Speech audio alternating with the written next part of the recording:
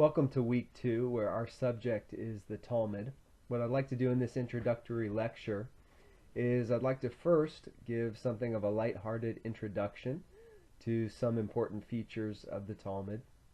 Second, I'd like to make some comments about the phrase oral Torah.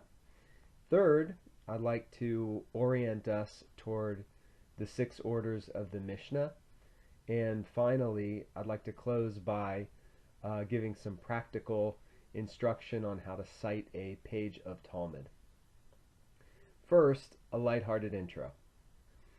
The priest met his friend, the rabbi, and says to him, "You have taught me many things, but there is one thing in particular I want to learn very much, but you do not wish to teach me. I want you to teach me Talmud." The rabbi replied, "You are a priest, and you have a very different mindset than the mindset of we rabbis. There is no chance that you will succeed in understanding the Talmud." But the priest continued in his attempt to persuade the rabbi to teach him the Talmud. Finally, the rabbi agreed. The rabbi then said to the priest, "I agreed to teach you the Talmud on condition that you answer one question." The priest agreed and asked the rabbi, "What is the question?" The rabbi then said to the priest, "Two men fall down through the chimney. One comes out dirty, and the other comes out clean. Who of those two goes to wash up?" "Very simple," replied the priest.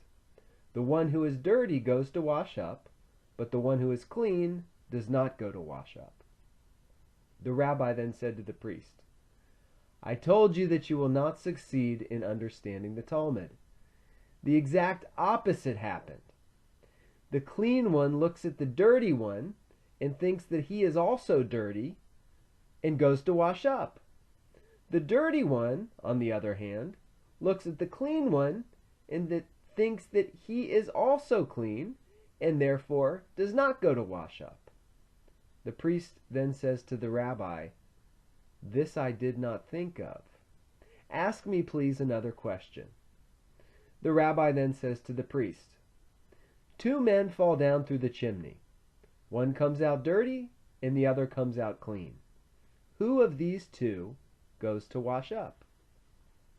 The priest then says to the rabbi, "Very simple. The clean one looks at the dirty one and thinks he is also dirty and goes to wash up. The dirty one, on the other hand, looks at the clean one and thinks that he is also clean and therefore does not go to wash up." The rabbi then says to the priest, "You're wrong again. I told you that you will not understand. The clean one looks into the mirror, sees that he is clean, and therefore does not go to wash up. The dirty one looks into the mirror, sees that he is dirty, and goes to wash up." The priest complains to the rabbi, "But you did not tell me that there is a mirror there." The rabbi then tells the priest, "I told you, you are a priest and you do not have a Jewish mindset. You will not succeed in understanding the Talmud. According to the Talmud, you have to think of all the possibilities." "All right, groaning," said the priest to the rabbi. "Let's try once more. Ask me one more question." "For the last time," said the rabbi to the priest, "two men fall through the chimney. One came out dirty and the other came out clean. Who of these two went to wash up?" "That's very simple," replied the priest. "If there is no mirror there, the clean one will look at the dirty one and will think that he is also dirty and will therefore go to wash up. The dirty one will look at the clean one and will think that he is also clean and will therefore not go to wash up. If there is a mirror there, the clean one will look into the mirror and will therefore not go to wash up. The dirty one will look into the mirror and will see that he is dirty and will therefore go to wash up." The rabbi then says to the priest, "I told you that you will not succeed in understanding. Tell me, how is it possible for two men to fall through a chimney and for one to come out dirty and the other to come out clean. Now, in this lighthearted, popular sort of parody, we actually do find a number of characteristics of the Talmud that are important and that are worthy of note as we enter into the study. So, first of all, we find in this lighthearted parody that the Talmud is distinctively Jewish insider material, containing distinctively Jewish material, reasoning, etc. Second, we see a concern for asking questions. Third, we find a conversational tone with a multiplicity of voices. Fourth, we see consideration of a question from a number of different answers. And fifth, we see that at times there's resolution and at times there is no resolution. These are all features that are very, very common, found on nearly every page of the Talmud itself. As we move into the readings, and especially the example from Barachot chapter 1 in Holtz, I think you'll be able to pick out a number of other important and common features of the Talmud as well. Secondly, a few comments on the concept of oral Torah. Jacob Neusner has called Talmudic Judaism the Judaism of the dual Torah. What does he mean by that? Well, first, we have, of course, the written Torah, and we read about the word Torah in a narrow and in an expansive sense in our readings from last week. In Hebrew, written Torah is Torah shebichtav. It means literally the Torah which is written. And of course it may be used, as we've learned, in the sense of the 613 mitzvot found in the 5 books of Moses, or it can be used in a more expansive sense relating to the whole of the Tanakh itself.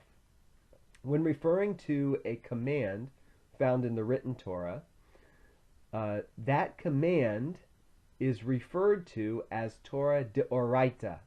Oraita is an Aramaic word for light. Deoraita is a euphemism used in rabbinic literature for a commandment that is derived directly from the written Torah. Second, there in this Judaism of the dual Torah is the oral Torah. In Hebrew, oral Torah is Torah shebe'al peh, meaning Torah which is transmitted through the mouth. In other words, the oral Torah in the rabbinic conception has its origins with God. God spoke it, but it was not written down.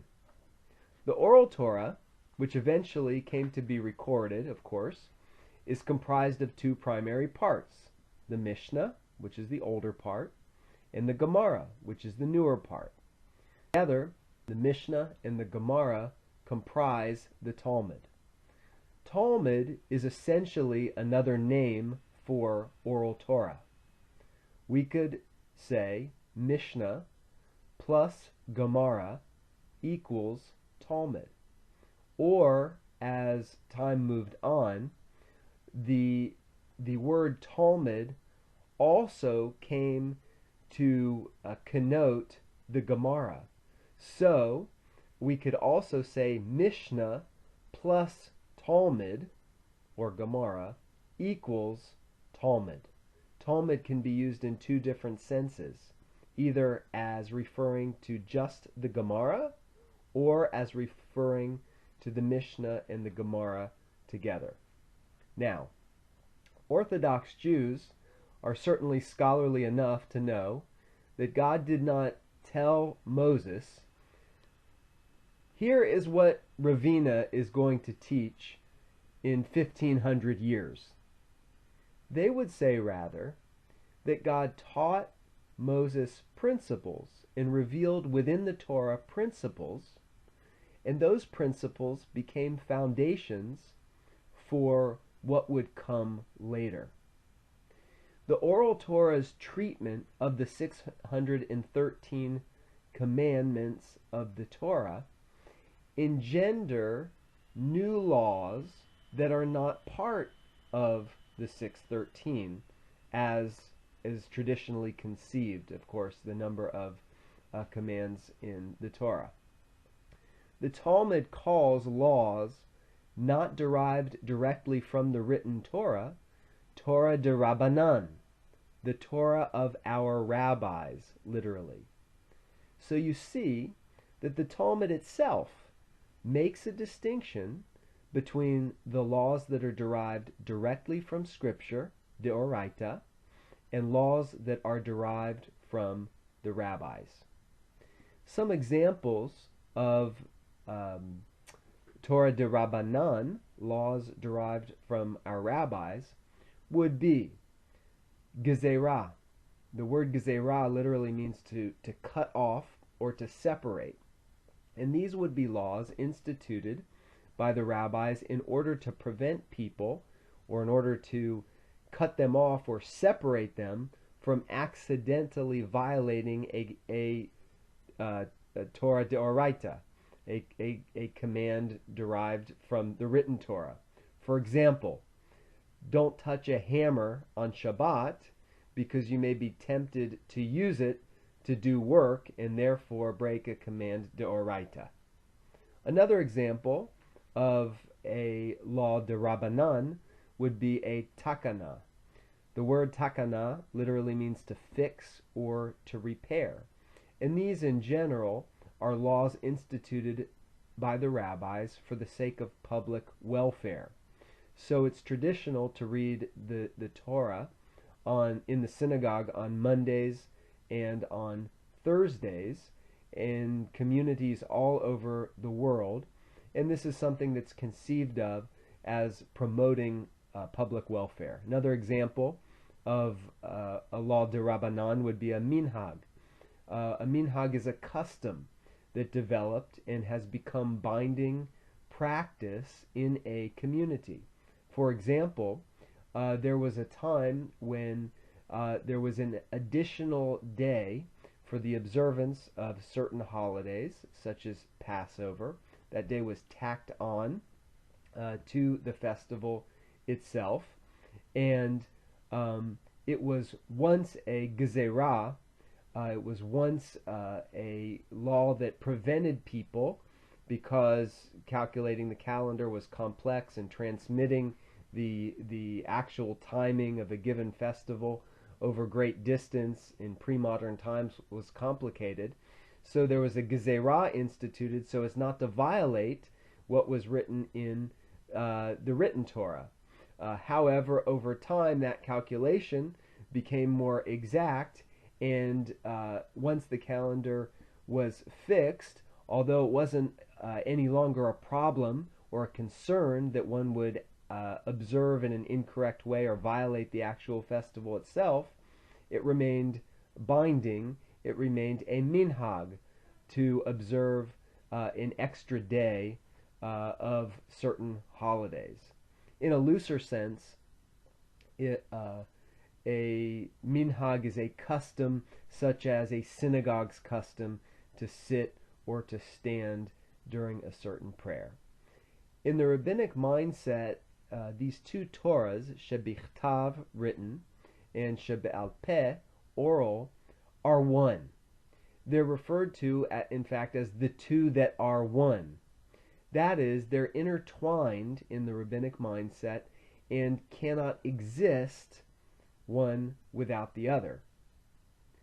There is no oral Torah without a written Torah, so the rabbis would say.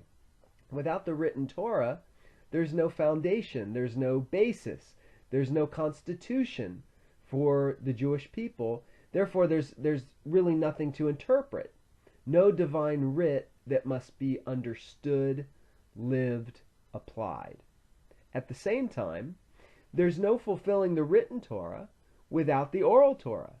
There's no written Torah without the oral Torah, because how does one know and understand what the written Torah means without the insight of the oral Torah? Without the insight of the oral Torah, it is as if what the written means cannot be known. So it is as though it doesn't really exist. How does an entire people live the command without common and generally agreed upon application to life circumstances? How can the nation be what the written Torah calls her to be without the unifying and binding force of the oral Torah? After all, does the Torah really take into account all the possible issues that would arise in life? How about driving a car on Shabbat? Is that allowed? How can one know without the oral Torah?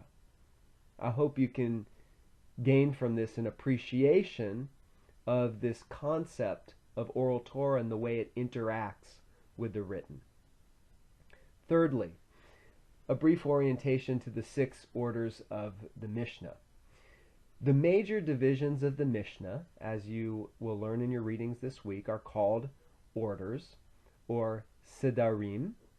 There are 6 orders of the Mishnah, in Hebrew called Shishat Sidrei Mishnah, literally 6 orders of the Mishnah.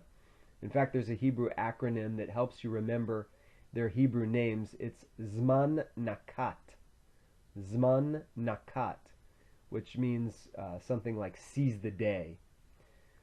Here are each of the 6 orders, their names, and in general, what the material that they cover, and maybe a brief example. Zeraim, number 1. It means seeds, and this order of the Mishnah deals with agricultural laws. It deals with things such as leaving the corners of one's field untouched, so that the poor can come and eat from them. Tithes from the fields, first fruits offerings. For example, when one comes into the land of Israel and wants to plant an orchard so that they can have fruit. But there are laws about this in the Torah as to when one can begin to pick the fruit from the trees and eat the fruit from the trees. Secondly, the order Moed. Moed literally means appointed time. We're talking here about feasts, festivals, holy days.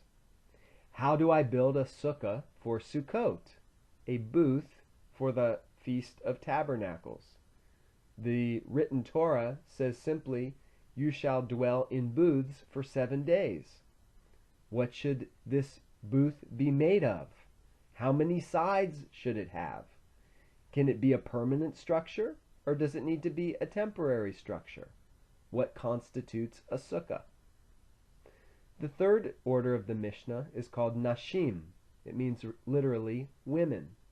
And Nashim deals with laws, for example, of betrothal, laws of marriage, laws regarding divorce. For example, for a divorce to be effective, the Torah calls for a man to give his wife a certificate of divorce. But the voices of Nashim will ask, what if a man goes away on a journey and doesn't return? How can the man's wife be released from the marriage without the man being able to issue a certificate of divorce? And in fact, without anyone knowing if the man even remains living. The fourth order of the Mishnah is called Nezikin, which means damages. This order deals with civil laws, real estate, government, oaths, standardized ways for dealing out punishments. For example, a man comes to the gate of his neighbor. The neighbor yells, "Hi, how are you?" So the man walks in to his yard, and the owner of the house's dog mauls the arm of the visitor. Who's responsible to pay the damages? Does "Hi, how are you" constitute permission and a welcome onto one's property? Who pays for medical bills, loss of time from work, etc.? The fifth order of the Mishnah is called Kodashim, holy articles. This order deals with sacrifices, meal offerings, the temple. Certain food has to be tithed to Jerusalem in order to make sure that the Levites and priests get to eat. I have to give a certain amount of my produce to them every year. But say, when I do that, the Roman soldier steals half of my produce. So I can't give the whole percentage the Torah requires to the temple. An issue such as this is discussed in Kodashim. What do I do? What if I own an orchard in Israel and need to prune a tree in the sabbatical year, or that tree will die? How do I handle it? The sixth order of the Mishnah is called Tohorot, which means purifications. This order deals with such issues as corpse impurity and purification after coming into contact with a corpse, immersion pools and the standards and laws regarding a kosher mikveh or immersion pool, laws regarding menstrual impurity. For example, a woman gives birth to a son and, according to the Torah, is ritually impure for a certain amount of time. What if a woman has been pronounced pure after the appropriate number of days following childbirth, and she's on her way back home from the temple after having offered the required offerings, and suddenly she starts bleeding? Is this bleeding part of the post-birth bleeding, or is it a new one? Or what if there's a woman from Israel living during the time of the Hasmonean War, and she has to travel 5 miles on foot through enemy territory to take her mikveh in enemy territory, risking her life, but she realizes when she gets there and finishes her mikveh that there wasn't enough water as required by Jewish law in the mikveh? Is it a kosher mikveh? These are some examples of from each of the orders of the Mishnah, and I think even just by this brief sampling, you get the idea of how vast and of how complex the discussions of issues such as these and numerous others can become. Lastly, the very practical matter of citation of a passage from the Talmud. So as we said, there are 6 orders of the Mishnah, and there are 63 tractates of the Talmud. Tractate in Hebrew is a masechet, or in the plural it is masechtot, and it means a treatise or a webbing. And you can think of it like this. An order is kind of like a major division. Just like the Torah, for example, is a major division of the Bible, and within the Torah you have the, obviously the 5 books of Moses. Well, a tractate like Zeraim, seeds, is a major order, and then within that you will have a number of tractates. So a order is somewhat akin to a major division of the Bible: Torah, prophets, writings, something like that. And the tractate is akin to like a book of the Bible. Now, usually a tractate will be cited by the name of the tractate or an abbreviation, which is usually the first 3 letters of the tractate. So Barachot, would be BER, obviously. And then you'll see the chapter cited, Barachot 1. And then you'll see the paragraph cited, or another word for a paragraph in the Mishnah is a Mishnah. So the word Mishnah can refer to the whole of the Mishnah, or it can refer to a paragraph, which is something akin to a verse in the Bible. It can refer to a paragraph in the Mishnah, and that will always be numbered.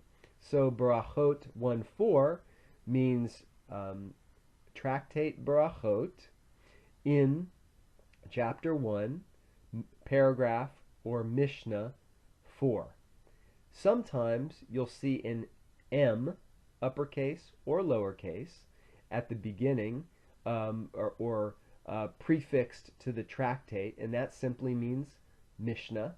Whenever you see numbers only, 2, 5, 3, 1, then you know you're talking about a passage in the Mishnah.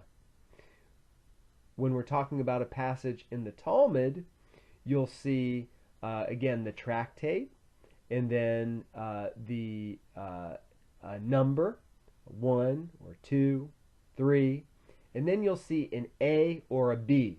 That is, each page is divided into two, A and B. And so when you see a letter, A or B, you know you're talking about a passage in the Gemara. Now you're talking beyond the Mishnah to the Amoraic commentary to it. Sometimes you'll see a letter B, uppercase or lowercase, prefixed to the name of the tractate. That stands for Babylonian. As in the Babylonian Talmud, you learn in your readings this week about the two Talmuds, Babylonian and the Talmud of the Land of Israel. The Talmud of the Land of Israel is also called Yerushalmi, and so if you see a Y, uppercase or lowercase, you know you're looking at a passage from the Talmud of the Land of Israel. If it's a Talmudic citation and there's no B beforehand for Babylonian Talmud, no Y beforehand for Yerushalmi, then it's safe to say that you are talking about the Babylonian Talmud. The citation is from the Babylonian Talmud. In conclusion, if I had to just give a very succinct, general and broad definition of Talmud, I would say the Talmud is an encyclopedic commentary of Jewish learning. It contains information covering almost every conceivable area of human interest as discussed over a period of about 1,000 years. The Talmud is an interactive corpus.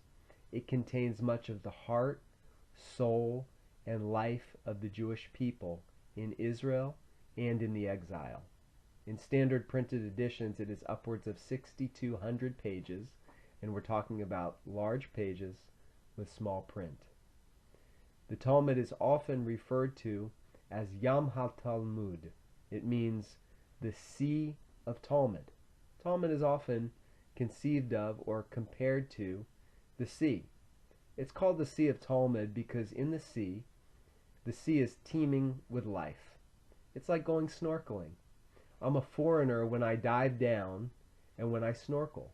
It's a whole beautiful, amazing, often alien world. And that's what the Talmud is like for the one who decides to dive in, for the one who is curious, for the one who wants to explore, for the one who wants to learn more and more and more about the life under the sea. I hope that this week you will enjoy the readings and that you'll find the discussions fruitful, and I look forward to entering into them with you this week.